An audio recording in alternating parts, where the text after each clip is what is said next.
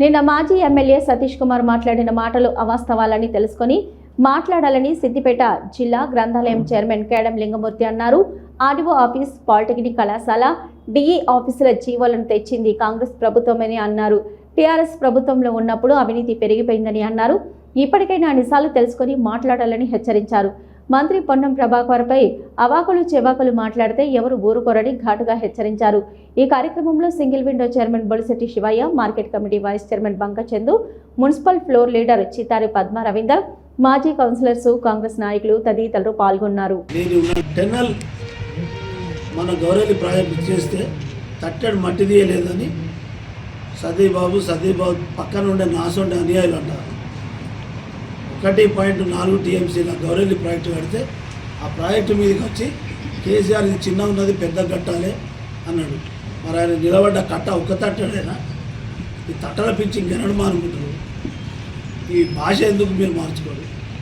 జీవోలు తీసుకొస్తే RDO GO, తర్వాత ఏసీపీ ఆఫీస్ జీవో, తర్వాత పాలిటెక్నిక్ జీవో, 3 జీవోలు తీసుకొస్తే 4 గిరిపూర్ రావడానికి కూడా అక్కడ కాబట్టి మరి అవి ఇక్కడ ఎందుకు పెట్టారు?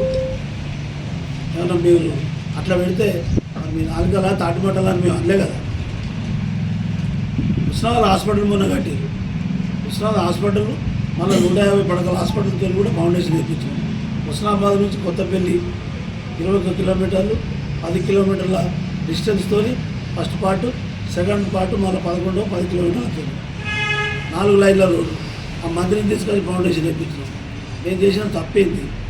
మీరు ఇంకా 10 ఏళ్ళ అధికారంలో ఉండి మీరు ఎన్ని ఎంజాయ్ చేసి ఎన్ని తప్పుడు పనులు చేయాలి అన్ని చేసి ఊరు మొత్తం మీ అన్యాయాల చేతుల ఇసుక దోసుకొని ఎల్లమ్మజరు కట్టాని దాని మీద బద్దూసుక పోసి ఒక్క వాన పడితే వేల లక్షల కాట్లు పడ్డాయి. ఎప్పుడు మీరు చేసే అభివృద్ధులు మేము ఓరలేదు, ఎప్పుడు విమర్శించినాం, ఎప్పుడు మేము ఎగతాలు చేసినాం, ఎందుకు మీరు ఇట్లా మాట్లాడుతున్నారు?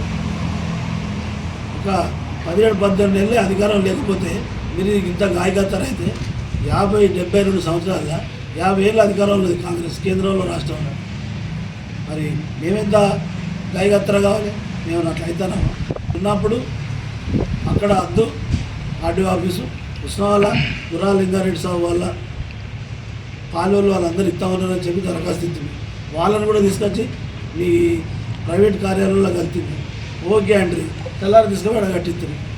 ఇవాళ అదేమన్నా 16 కోట్లు ఎంతో పెట్టి కట్టించిన అదే ఊళ్ళో దగ్గర అయింది. ఈ ఊళ్ళో కాదు, ఏ ఊళ్ళో దగ్గర అయింది? ఇక్కడ కట్టిన కిషనారోలో కూడా దూరం ఉంది. మొత్తం ఈ ప్రాంతాన్ని అంతా ధ్వంసం చేసి ఈ ప్రాంతాన్ని నిర్వీర్యం చేసిన మీరే. మేమే అభివృద్ధి చేసినాం, మేము చేసిన అభివృద్ధి మీరు ఓర్తలేరు. రూపురేఖలు మార్చారు. ఇక్కడ అక్కడ చేసారు, అక్కడ ఇక్కడ చేసారు. ఆ రేఖలు మార్చారు. అందమైన రేఖలు కాదు, అంతా హీనమైన రేఖలు చాలా మార్చారు. మీ అనుయాయులు మొత్తం గవర్నమెంట్ భూమిగా కబ్జా చేసింది. స్టేషన్ ఆఫీసు ముద్రలు మీరే మీ మనసులో కొట్టిరి, మున్సిపల్ ఆఫీసు ముద్రలు మీరే కొట్టిరి, మీ మనసులో కొట్టిరి, సంతకాలు పెట్టిరి, ఇవన్నీ ఇచ్చిరి. 24 గంటలు ఉస్మానాబాద్ ధ్వంసం చేసిన వాళ్ళు మీ పక్కన 40-50 సంవత్సరాలు ఇక్కడ ఈ పక్కన ఏ ఒక్కరు ఎవరి భూమి గుంజుకున్నారో, ఎవరి పంచాయతీ చెప్పి పైసలు తీసుకున్నారో ఎమ్మెల్యే క్యాంప్ ఆఫీస్ గారికి కడుతుంది. అలా ఎంఈఓ అర్జున్ అనేట ఆయన ఇక్కడ ఉండే 2-3 పిల్లల దగ్గర ఉద్యోగాలు పెట్టిస్తారు, 10 లక్షలు తీసుకున్నారు. మా రమేష్ నాయక్ వాళ్ళు అన్న దగ్గర, సంపత్ నాయక్ దగ్గర 10 లక్షలు తీసుకుంటే ఆయన 2-3 సార్లు కూర్చుండబెట్టి పంచాయతీ చేస్తుంది. ఒక గవర్నమెంట్ ఎమ్మెల్యే కోటర్లా పంచాయతీ చేసి ఆయనతో కాగితాలు రాపించి చెక్కులు తీసుకుంటుంది. అది పంచాయతీలో భవనం చేశారు. కానీ ఎమ్మెల్యే క్యాంప్ ఆఫీసులో ఏదైనా ఒక అధికారిగా ఒక్క అన్నకెళ్ళి ఈ అభివృద్ధి కోసం ఎన్ని లెటర్ రాశారు ఒకటిసారి బయట పెట్టారు.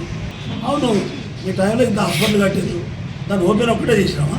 150 పడకల ఆసుపత్రి ఫౌండేషన్ కూడా వేసినాం కదా. ఇప్పుడు మేము కట్టించిన మా టైంలో కట్టిన సొరంగ మార్గంలో ఒక మోటార్ పెట్టి స్విచ్ చేసి ఏదో ట్రాల్ రన్ చేసినామని ఉస్మానాబాద్ ఊరేగింపు తీర్తిరి. ఊరు ఊర్లను పోసి మా భోజనాలు పెడుతుంది. ఇక్కడ నాకు కుర్చేసుకొని కూర్చుంటా ఎవడద్దామా అడ్డవద్దడం సూతాలు ఎదురు కొట్టి కేసీఆర్ సాబ్ 4 ప్రాజెక్టులు కట్టుకుని ఊరి రోజుల గట్ట 30 లక్షలు ఇస్తామన్నమాట. ఎవరైనా ఒకసారి చూపి అసలు ఆ కేసు చేసిన వాళ్ళు మా తోకలేనట. నిన్నటిదాకా మీ తోకలంటే మరి మా తోకలైతే మేము వెంటనే ఊపుకుంటారు. 431 కోట్లు వస్తే ఒక్క గుంట జాగా తీసుకోలేదు అన్నమాట. రేపు పెట్టు ఆర్డీఓ ఆఫీస్లో సమాచారం పిటిషన్ పెట్టు. 178 ఎకరాల సేకరణ జరిగింది. మీ దగ్గర ఫోన్ ఉన్నాయి కదా, మీరు గతంలో అధికారం చేశారు కదా, ఎవరి దగ్గర ఏ సమాచారం తీసుకోవాలనే ఆలోచన మీకు ఉన్నది కదా, అది తీసుకొని మాట్లాడితే బాగుంటుంది కదా. హుస్నాబాద్లో సిద్దిపేట పండుగల మోడల్ టౌన్గా మారుతామని కేవలం వాళ్ళ పార్టీ కార్యకర్తలకు వాళ్ళ కుటుంబ సభ్యుల కోసమే 10 సంవత్సరాలు ఆయన శాసనసభ్యునిగా ఇక్కడ కొనసాగిండు. మరి మొన్ననే మన హుస్నాబాద్ 4 మంత్రులు వచ్చి పలు అభివృద్ధి కార్యక్రమాలను ప్రారంభించి ప్రజలకు అందుబాటులో మా నాయకుడు ప్రభాకరన్న గారు ఉండి ప్రజా సంక్షేమ ధ్యేయంగా పనిచేస్తుంటే మరి 10 సంవత్సరాల్లో నువ్వేం చేసినావు? నీ పక్కకున్న మాజీ మంత్రి హరీష్ రావు మరి 3 ప్రాజెక్టులు కట్టుకున్నావు. మరి వాళ్ళే రైతాంగం, మేము రైతాంగం కదా, మన ప్రాంతం రైతాంగం కదా, మరి నీకు ఆలోచన లేదా? నువ్వు ఇక్కడ ఏ ఆలోచనతో ఇక్కడ నీకు ప్రజలేసి పట్టం కట్టిరు 10 ఏళ్ళు. ఇక్కడ ఒక మిత్రపక్షం అని చాడ వెంకరెడ్డి టికెట్ ఇప్పించి నువ్వు సమర్థును అని గెలిచి అసలు నీ లభ్యం కోసమే నువ్వు ఇక్కడ ప్రాతినిధ్యం వహించినావు. మరి నిజంగా ఈ ప్రాంతంలో నువ్వు ఒక పాలిటెక్నిక్ కాలేజీని పెట్టినావు. పిల్లలు ప్రతిరోజు లిఫ్ట్ అడుగుతున్నాను, ఎక్కడనో తీసుకుపోయి నువ్వు గుట్ట మీద కట్టినావు. మరి ఇక్కడ మండల ఆఫీస్ ఉన్నది ప్రస్తుతం, ఎందుకు కట్టలే? అక్కడ మున్సిపల్ ఆఫీస్ కట్టచ్చు, ఇంటిగ్రేటెడ్ ఆఫీస్ కట్టి ఎండిఓ ఆఫీస్, మున్సిపాలిటీ ఆఫీస్, అన్ని రకాల ఆఫీస్ ఉన్న సెల్లాగా పెట్టినట్టు పెట్టి కడితే నీకు మొత్తం పార్కింగ్ ప్లేస్ ఉండు, మిషన్ బయట కోసానికి కాలయాపన చేసినావు. తర్వాత మరి ఇప్పుడు క్యాంప్ కార్యాలయాన్ని సొంతం కాదు, టీఆర్ఎస్ ఎమ్మెల్యేలు కూడా ఉన్నారు, కాంగ్రెస్ ఎమ్మెల్యేలు కూడా ఉన్నారు, ఎవరు ప్రభుత్వం అయితే వాళ్ళు ఉంటారు. ఈ ప్రభాకరణ సొంతం కాదు, నీ సొంతం కూడా కాదు. కానీ నీ స్థాయి మనిషి మాట్లాడితే మంచిది కాదు కదా. నువ్వు ప్రారంభం చేయక మరి 50 పడకల ఆసుపత్రి అప్పుడు ఆనాడు ప్రవీణ్ రెడ్డి మంజూరు చేసింది. నువ్వు 10 ఏళ్ళలో మరి ఏం చేసినావు? అసలు వైద్య విధాన పరిషత్ నుంచి పూర్తి స్థాయి నువ్వు ప్రారంభం చేసి ఒక్క డాక్టర్ని కూడా తీసుకురాకపోతుంది. మొత్తం పూర్తి చేసిందని రోజొక్క ఊరు నుంచి ఎంపీటీసీ సర్పంచ్ని అక్కడ ప్రజలను తీసుకొచ్చి రోజుకు 2 ఆటలు తెచ్చుడు, కోసుడు, వాళ్ళకి తినిపించుడు, భయం చేయించుకుంటూ చేసినావు. మరి రైతాంగం 1,20,000 ఎకరాలకు ఎందుకు వేయలేదు నీళ్ళు? నీ ముఖ్యమంత్రి, నీ నీటిపారుదల శాఖ మంత్రి మరి హరీష్ రావే, మరి మా మంత్రి అన్నావు. మా జిల్లాలో ఇది సిద్దిపేట తీసుకుపోయి కుదవించాం వాళ్ళ సిద్దిపేటలో నీ లభ్యం కోసం ఎందుకు? అక్కడ ఒక సురభి హాస్పిటల్ పెట్టి ఇక్కడున్న ఎస్సీలను ఎస్టీలను తీసుకుపోయి అక్కడ పెట్టినావు. ఇక్కడ నువ్వు ఎందుకు పెట్టలేదు హాస్పిటల్? నీకు ముఖ్యమంత్రి దగ్గర అయితే. కానీ నువ్వు ఇక్కడ 10 సంవత్సరాలు గడిచి నువ్వు మంచి పేరు తెచ్చుకొని ఇవాళ అన్నీ నువ్వు ఇక్కడ అంటే నువ్వు చేసిన పనులు కాక ఇంకా ఈ ప్రాంతానికి ఏం అవసరం ఉన్నాయి, డివిజన్ ఆఫీసులు ఏమున్నాయి, దానికి పూర్తి స్థాయిలో ప్రభాకరన్న ఇక్కడ రైతాంగానికి, ఇక్కడ వ్యాపారానికి, ఇక్కడ సంబంధించిన ఆఫీసులు ఏవైతే కావాలనో ఇవాళ సబ్ కోర్టు కానీ తర్వాత పూర్తి స్థాయిలో అన్ని ఆఫీసుల కోసానికి ప్రతినిత్యం ఈ ప్రాంత ప్రజల కోసానికి బాగా వెనుకబడ్డ ఉన్నదని మరి ఇక్కడ ప్రాజెక్టులు కానీ అన్ని రకాల ఆఫీసులకు కానీ ఈ ప్రజల సౌకర్యం కోసం కానీ హుస్నాబాద్ పట్టణాభివృద్ధి నియోజకవర్గ అభివృద్ధి కోసానికి 6 నిమిషాలు కృషి చేస్తాడు. ఇక్కడ భూ కబ్జాలు చేసేటోళ్ళం లేము. మరి మేము అధికారం లేకున్నప్పుడు కూడా ప్రభుత్వ వైఫల్యాలను ఎండగొట్టి ఇలా ఆర్డీఓ ఆఫీసులు కానీ ఏసీబీ ఆఫీసులు కానీ అన్ని రకాల ఆఫీసుల కోసానికి మేము పోరాడినాం. ప్రజలకు అందుబాటులో ఉండాలని కూడా మేము అంతా రిప్రజెంటేషన్ చేసినాం. మేము చెప్పిన దానికి వ్యతిరేకంగా నువ్వు చేసిన రోజులు కూడా ఉన్నాయి. కానీ అవన్నీ నువ్వు జ్ఞాపకం చేసుకో. ఇవాళ నువ్వు ఏం చేసినావు, ఏం చేయలేదు, ఇంకా ఇక్కడ ఏం అవసరం ఉన్నాయని నువ్వు అభివృద్ధి కోసం మాతో కలిసిరా, ఈ ప్రాంతానికి అవసరం ఉన్నాయని నువ్వు మాట్లాడు. ఇవాళ మొన్న 4 మంత్రులు రాగానే నీకు బీపీ పెరిగి నువ్వు ఇవాళ వచ్చి ఇక్కడ నువ్వు ప్రెస్ మీట్ పెట్టి అక్కరాని మాటలు మాట్లాడకు, మంచిది కాదు. ఇక్కడ ఈ ప్రాంతానికి అవసరం ఉన్న పనులని ప్రభాకరణ చేస్తాడు. ఈ ప్రాంత ప్రజలు కూడా మరి నువ్వు ప్రభాకరణ నిన్నే ఓడిపోయినావు, నువ్వు మంచి పనులు చేస్తే నిన్నే గెలిపించరు. మరి నువ్వు పని చేయలేదు కాబట్టి నేను ఓడించారు, ప్రభాకరణ పట్టం కట్టారు. ఈ ప్రాంతం తప్పకుండా అభివృద్ధి చేస్తాడని ఈ నియోజకవర్గ ప్రాంత ప్రజలకు మాకు కూడా నమ్మకం ఉన్నామని. ఒక ఆరోగ్యకరమైనటువంటి వాతావరణంలో కూడా ఈ పనులు చేస్తే ఈ నియోజకవర్గానికి బాగుంటుంది అనేటువంటి ఆలోచన విధానాన్ని మేము అప్పుడు ఉన్నటువంటి మీరు ఎమ్మెల్యేలకు మీకు చెప్పడం జరిగింది. దేశం చిన్నమల్లయ్య గారు ఉన్నటువంటి పరిస్థితులు వేరు, ఆ తర్వాత వచ్చినటువంటి బొమ్మ వెంకన్న గారు ఉన్నటువంటి పరిస్థితులు వేరు. మన హుస్నాబాద్ నియోజకవర్గమైన తర్వాత చాడ వెంకరెడ్డి గారు ఉమ్మడి పార్టీ అభ్యర్థిగా అప్పుడు ఉన్నటువంటి దానిలో గెలిచినప్పుడు మేము అతనికి ఎంతవరకు మేము కోఆపరేట్ చేసినాం. మీరు ఒక ఉమ్మడి అభ్యర్థి ఉండి కూడా మీ నాయకుడు ఏం చేసిండు, తీసుకొచ్చి ఒక జిరాక్స్ పేపర్ లెక్క మిమ్మల్ని కూడా క్యాండిడేట్ పెట్టిండు. ఎంతవరకు ఒక రాజకీయ నీతిని మీరు అనుభవించని చెప్పాల్సినటువంటి అవసరం ఉన్నది. నోటికాడు బుక్క కూడా ఎత్తుకపోయినా అని చెప్పి నిన్న పేపర్ మీరు మాట్లాడిన సందర్భంలో ప్రెస్ మీట్లో మేము చదివిన కొన్ని పేపర్లు చదివినాం. నోటికాడ బుక్క ఎవరు ఏ పార్టీ వాళ్ళు ఎత్తుకపోయినో చెప్పాల్సినట్టు చెప్తున్నారు. మీ పెద్దనాన్న రాజేశ్వరరావు గారు పివి నరసింహరావు దగ్గర అప్పుడున్నటువంటి మైనార్టీ గవర్నమెంట్ను మెజార్టీ గవర్నమెంట్ తీసుకొచ్చడానికి పివి నరసింహరావుకు ఉన్న ప్రభుత్వ కాంగ్రెస్ పార్టీ ప్రభుత్వానికి కోఆపరేట్ చేసి ఉన్నటువంటి జాతీయ నాయకులందరి దగ్గర మంచి పేరు తెప్పించుకున్నటువంటి మీ పెదనాన్న రాజేశ్వరరావు పలుకుబడిని ఉపయోగించుకొని మా మాజీ ఎమ్మెల్యే ప్రవీణ్ రెడ్డి గారు ప్రాంతంలో దాదాపు ఉన్న గ్రామాలను తిరిగి టికెట్కు ఆయనకే వస్తున్నటువంటి సందర్భంలో కూడా నీవు నీ యొక్క బలాన్ని నీ యొక్క పరపతిని ఉపయోగించి ప్రవీణ్ రెడ్డి గారికి టికెట్ రాకుండా చేసింది నువ్వు కాదని చెప్పి నేను ఆత్మవిమర్శ చేసుకోవాల్సినటువంటి అవసరం ఉన్నదని చెప్పి నేను చెప్తా ఉన్నా. నోటికాడ బుక్క ఎవరు ఎత్తుకుపోయినారంటూ నీవు గెలవడానే కదా మా ప్రవీణ్ రెడ్డి గారికి అప్పుడు టికెట్ రాకుండా చేసి వేరే అటువంటిగా చేసింది. అది ఒకటి గుర్తుపెట్టుకోండి. ప్రవీణ్ రెడ్డి గారు అంటే కిరణ్ కుమార్ రెడ్డికి షాడో సీఎం అని చెప్పి మాట్లాడింది. అంత పెద్ద అభివృద్ధి చేసినటువంటి మొత్తం ఉమ్మడి ఆంధ్రప్రదేశ్లో అంత డెవలప్మెంట్ చేసినటువంటి అన్ని ఫండ్స్ వచ్చినటువంటి నియోజకవర్గం ఏదైనా ఉన్నది అంటే అది ఒక హుస్నాబాద్ నియోజకవర్గమే. అప్పుడు ఒక షాడో ముఖ్యమంత్రి ఉన్నాడు. అవకాశం ఉంది కాబట్టి తీసుకొచ్చి చేశాడు. ప్రతిసారి నన్ను మా ఇంట్లో ముఖ్యమంత్రి ఉన్నాడా అని చెప్పి మన ప్రభాకర్ గారు మాట్లాడుతున్నారు. తస్మాత్ జాగ్రత్త, నువ్వు హెచ్చరిస్తున్నవే. మరి మీ ఇంటికి వచ్చిన మాట నిజం కాదా? నీకు అవకాశం ఉన్నమాట నిజం కాదా? నువ్వు అభివృద్ధి చేయాల్సినటువంటి అవసరం లేదా? మన పక్కన ఉన్నటువంటి హరీష్ రావు గారు మన ప్రాంతాన్ని ఆయన అడాప్షన్ చేసుకుంటాడా, దత్తత తీసుకుంటాడా? నువ్వెంత అసమర్థత ఎమ్మెల్యే అని చెప్పి నేను విమర్శిస్తా ఉన్నా. ఇది కరెక్టా అని చెప్పి నేను మాట్లాడుతూ ఉన్నా. ఏం చేసినాం? నీ ఇంట్లో ముఖ్యమంత్రి ఉంటాడు, మీ నాన్నను టీఆర్ఎస్ పార్టీకి పెట్టుబడి పెడతాడు, మీకు జాతీయ స్థాయిలో బాగా పేరు ప్రఖ్యాతులు ఉంటాయి, అక్కడ కాంగ్రెస్ పార్టీతో మీరు పనులు చేసుకుంటూ ఉంటారు, జాతీయ నాయకులతో పనులు చేసుకుంటూ ఉంటారు, ఈడికి వచ్చి కాంగ్రెస్ పార్టీ విమర్శిస్తూ ఉంటారు. ఇదా మీ నైతికత? మీరు ఏం చేసారు? మీకు అవకాశం ఉండి మీ ఇంట్లో ముఖ్యమంత్రి ఉండి కూడా మీరు పనులు చేయలేదనేటువంటి ఆలోచనతోని, అవకాశం ఉండి కూడా చేయలేదనేటువంటి ఆలోచనతో మా మంత్రి గారు మాట్లాడితే తప్ప మీ ఇంట్లో ఉండి మీ ఇంట్లోనే అది చేసి పక్కనే ఉండి మన ఏదో చేసిందనేటువంటి వేరే విమర్శ కాదు, ఒక తత్వ విమర్శ చేసి అవకాశం ఉండి చేయకపోతే తప్పు అని అంటున్నాం. ప్రవీణ్ రెడ్డి గారికి అవకాశం ఉంది, చేసిండు. నీకు అవకాశం ఉన్నది, నువ్వు చేయలేదు అనేటువంటి విషయం మేము మాట్లాడుతూ ఉంటాం. అదే తప్ప మేమేదో ముఖ్యమంత్రిగా మేమేం చేసి మీ మధ్య ఎటువంటి ఉండేవో మాకు సంబంధం మేము విమర్శించుకోవాల్సిన ఒక మంచి నువ్వు ఇన్ని రోజులు మేము మంచి నాయకుడు అనుకున్నాం. కానీ నీవెమ్మడు కూడా తస్మాత్ జాగ్రత్త అనేటువంటి మాటలు వింటే మాత్రం మేము కూడా ఇక్కడ ఉన్నంత బీసీ బిడ్డలు. మరి నువ్వు తినేది మేము తినేది తేడా ఉంటుంది. జాగ్రత్త అని చెప్పి నేను మాట్లాడుతున్నాను. నీ నోటి వెంట ఇటువంటి మాటలు మాట్లాడితే మేము కూడా సహించలేదు.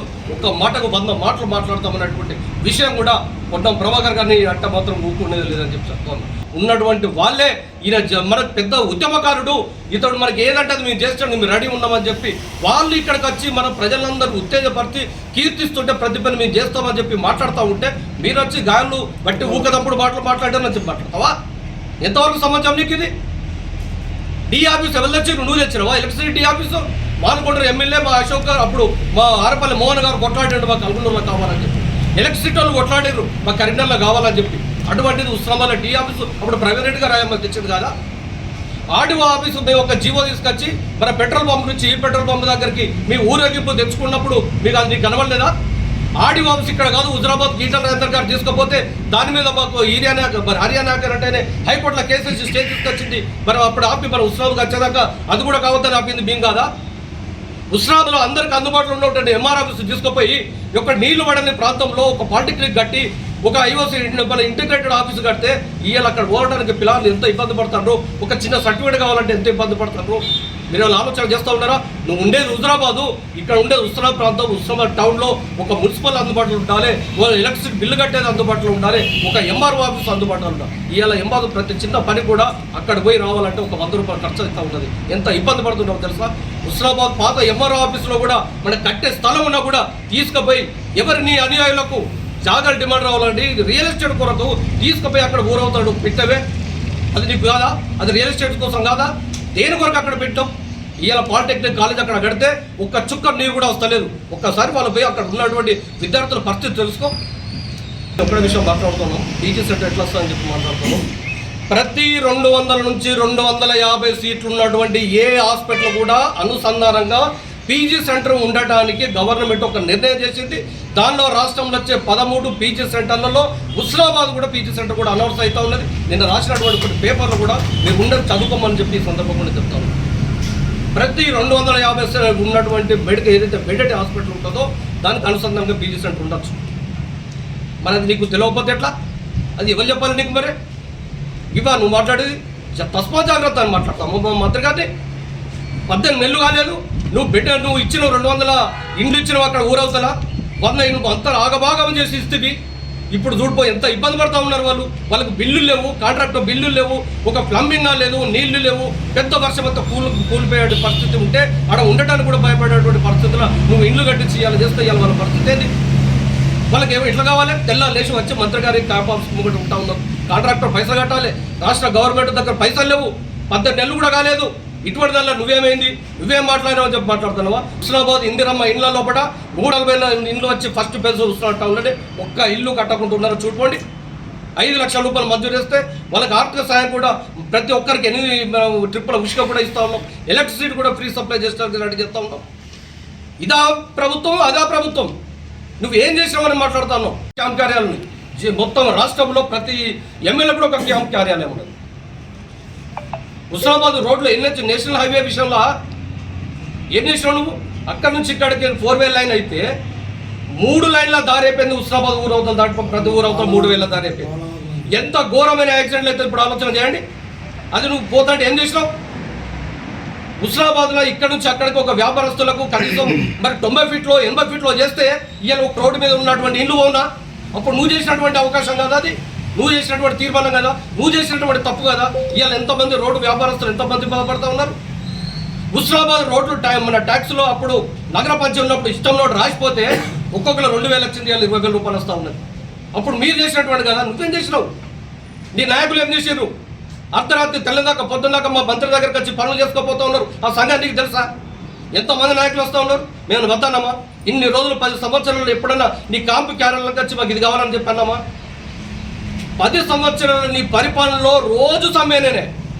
అక్కడ నాట్లెత్తిమి, ఇక్కడ చేస్తే ఒకటి ఏసీ ఆఫీస్లో గడ్డి మొలిసింది, అది తీసేయమని చెప్తే డి ఆఫీస్ పోతుందని చెప్తే డి ఆఫీస్ కూడా పోయి ఎలక్ట్రిసిటీ డి ఆఫీస్ పోతుందంటే మోటార్ వెహికల్ ఆఫీస్ ఇది లేదు అక్కడ కావాలని చెప్పి ఉన్న నీరు స్టేడియం వెంకటస్వామి గారు అప్పుడు ఏది పనికి ఆహార పథకం లోపల మనకు బియ్యం శాంక్షన్ చేస్తే నేను దాదాపు ఒక 10 లక్షల రూపాయల విలువ గలటువంటి బిల్డింగ్ నేను అక్కడ కడితే దాన్ని డిస్మెంటల్ చేయించి ఎందుకు అక్కడ బిల్డింగ్ కడితే దాంట్లో కూరగాయలు ఎవ్వరు కూడా ఉండడానికి వీలు లేకుంటున్నారు. ఎంతమంది బదిలాడు కూడా ఓటుంటారు. ఏం చేస్తామో ఏది ఉన్నది అధికారం. ఇలా మీ వాళ్ళు మీ అన్యాయులు అందరూ ఇక్కడ కార్నర్ డెవలప్మెంట్ విషయంలో కూడా హుస్నాబాద్ అభివృద్ధి దానిలో కూడా చౌరస్తాల అభివృద్ధి విషయంలో ఫోటోలు దిగుతున్నది మీకు తెలుస్తలేదా? ఇప్పుడు ఎల్లమ్మకట్ట నుంచి హుస్నాబాద్ మలచెట్టు కదా 4 లైన్లు వచ్చింది, నిజం కదా? కొత్తపల్లి నుంచి హుస్నాబాద్కు 4 లైన్లు వచ్చిందని చెప్పి నేను ఫస్ట్ ఫేజ్లో కోమటిరెడ్డి వెంకటరెడ్డి గారు అది చేస్తే అది ఎక్కడ వచ్చింది? మేము ఉన్నప్పుడే ఫౌండేషన్ లేదు, దానికి కాయిదాలు లేవు, దానికి ఏం లేదు అంటావా? అరే ఇది ఎక్కడ పద్ధతి? రెండో ఫేజ్ కూడా నేను పైసలు ఇస్తా, దాని దీనికి 15 రోజులు 20 రోజుల లోపలనే గ్యాప్ లోపలనే మీకు టెండర్ అయిపోతే నేను మంజూరు చేస్తానని ఓపెన్గా పబ్లిక్ మీటింగ్లో అనౌన్స్ చేసిన వెంకటరెడ్డి గారి మంత్రి గారి మాటలు కూడా నువ్వు లెక్క చేయట్లేదా? వాళ్ళు ఎస్సీని పిలిపించి ఈని పిలిపించి ఇమ్మీడియట్ టెండర్ ప్రాసెస్ చేయమన్న మాట కూడా నువ్వు మర్చిపోయినావా? నీకెవరు చెప్పట్లేదా? నువ్వేమో స్పీచ్లు వినట్లేదా? తస్మాత్ ఒక్కటే విషయం సతీష్ బాబు గారు, మీరంటే గౌరవం, మీకు ఎంతవరకు చేసిండ్రు కాబట్టి చేయలేదు అని అంటున్నారు. కానీ చేసే వాళ్ళను ఇబ్బంది పెట్టకుండా ఇష్టం మాట్లాడుకుంది. గౌరవెల్లి అనేటువంటి విషయం ఇంకోసారి మాట్లాడుతూ కూడా బాగుండదు. ఒక్క కాలువకు నువ్వు ఇంతవరకు కూడా పెగ్ మార్పు చేయలేదు. తీసుకొచ్చేలా నీళ్లు పోసడానికి ఆఖరికి నీ టైం అయిపోతుంది. దానికి సంబంధించినటువంటి ఏదైతే ఓటర్లకు సంబంధించినటువంటి టైం అయిపోతుందని ఏదో టెస్ట్ చేసడానికి ఆడ చేసినావు తప్ప నువ్వు ఎక్కడ కెనాల్ నీళ్లు దింపి ఏం చెప్తా అనుకుంటున్నావు? నీళ్ళను ఒక నీళ్ళు అనకని బయటకు పోయే పరిస్థితి ఉన్నదా? ఎక్కడ కెనాల్ నువ్వు ల్యాండ్ ఎక్వేషన్ చేసినావు? ఒక్కటనే ఉన్నదా? ఇప్పుడు ల్యాండ్ ఎక్వేషన్ చేస్తా అంటే మొత్తం రియల్ ఎస్టేట్ వాళ్ళు మొత్తం ప్లాట్లు పెట్టి పేదోళ్ళందరూ కొనుక్కుని అది చేసి మొత్తం దానికి సంబంధించి కొనుక్కుంటే వీళ్ళ అక్కడ నుంచి కాలువ పోయే పరిస్థితులు ఉన్నప్పుడు ఇప్పుడు వాళ్ళ పరిస్థితి ఏంది? పోయి పొన్న ప్రభాకర్ గారి మీద ఉన్న ఉస్మానాలు అక్కడ ఉన్న పోయి కేసు వేసి ఆ సంగతి ఎక్కడికైనా మంత్రి గారు పేరు గారు మంత్రి గారు రాయలే, ఉన్న ప్రభాకర్ అని పెట్టి కేసులు ఫైల్ చేశారు. ఇది ఎంతవరకు కరెక్ట్? ఇది evolution case, pain tribunal case evolution. వాళ్ళకు ఉన్నటువంటి ఎవరు విడిపించుకొచ్చారు? వాళ్ళ మీద కేసు ఉత్సవాల కోర్టులో నడుస్తూ ఉన్నది. వాళ్ళని ఎవరు విడిపించుకొచ్చారు? వాళ్ళని ఇష్టమైనట్టు కొడితే వాళ్ళు ఉన్నటువంటి అప్పుడు ఉన్నటువంటి ఇప్పుడు ఉన్నటువంటి మంత్రి గారు బండి సంజయ్ గారు వాళ్ళందరినీ తీసుకొని ఓదార్చి ఇప్పుడు ఉత్సవాల్లో వాళ్ళ తరపున వకీలు వాళ్ళ కేసు వాళ్ళ తరపున చేస్తారు. పెయిన్ ట్రిబ్యునల్ కేసు మేము ఇచ్చినామా? మాకు సంబంధమా? ఒక ఇంచు కూడా మీకు అది ల్యాండ్ ఎక్వేషన్ కాలేదని మాట్లాడుతూ ఉన్నారు. ఎక్కడ ఉన్నది ఉండదాకా దీన్ని ఈకి సంబంధించిన మొత్తం ల్యాండ్ ఎక్వేషన్ అయింది. ఉన్నదని చెప్పి మీరు చెప్పుకుంటూ ఇటువంటి వస్తాడు. ఆయన ఇక్కడ ఎన్నో పనులు చేయాల్సిన అవకాశం ఉండే, కానీ ఆయన చేయలేకపోయిండు అన్నాడే తప్ప మిమ్మల్ని ఏనాడు కూడా ఒక మాట కూడా దూషించలే. ఇవాళ మీరు ఆలోచన చేసుకోండి. మీరు ఎవరినైనా గుర్తుపట్టే ఆలోచన ఉందా?